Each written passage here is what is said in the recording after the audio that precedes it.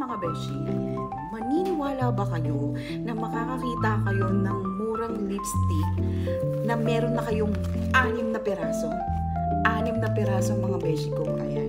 Murang-mura lang to, makikita niyo yan sa yellow basket ko. Hindi ako nagkakamali, 6 ringgit and 69 cents lang to. Meron na kayong 6 na pagpipilian na lipstick.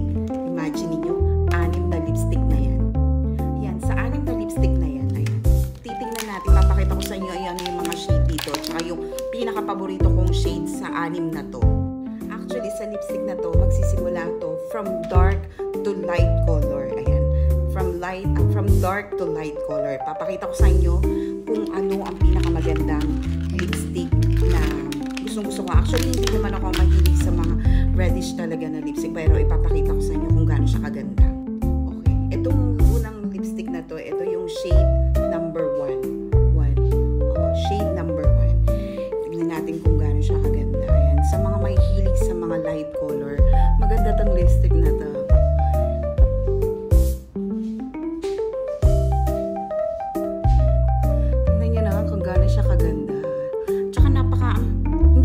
Malagkit pero maganda siya mga beshi ko. Ayan ang shade na number 1. Ayan. So makikita nyo yan. Ayan. Kung gaano siya kaganda. Ayan. Sa mga mahilig sa lipstick na light lang. Ayan ang number 1. Ayan. So ayan. Yun yung shade na number 1. Okay. Ito namang shade number 2. Tingnan natin kung gaano siya kaganda.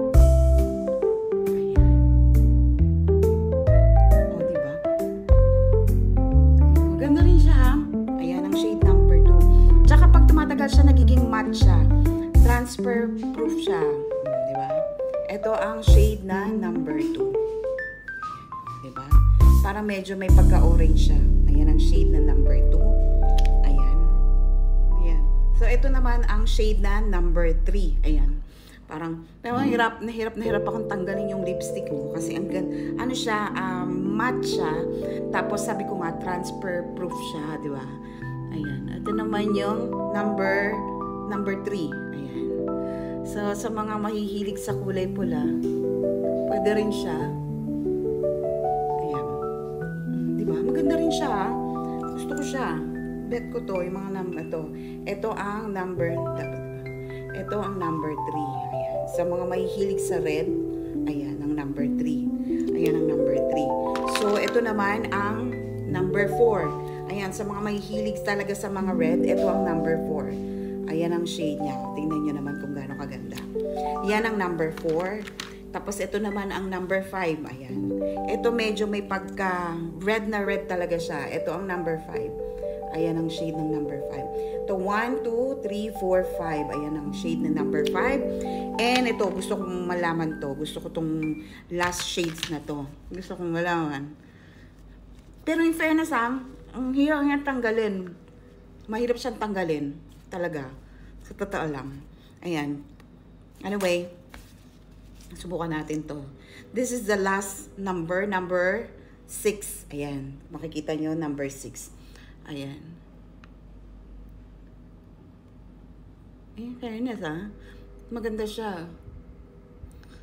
Ayan. Oh, number 6. Ayan ang number 6. O, diba?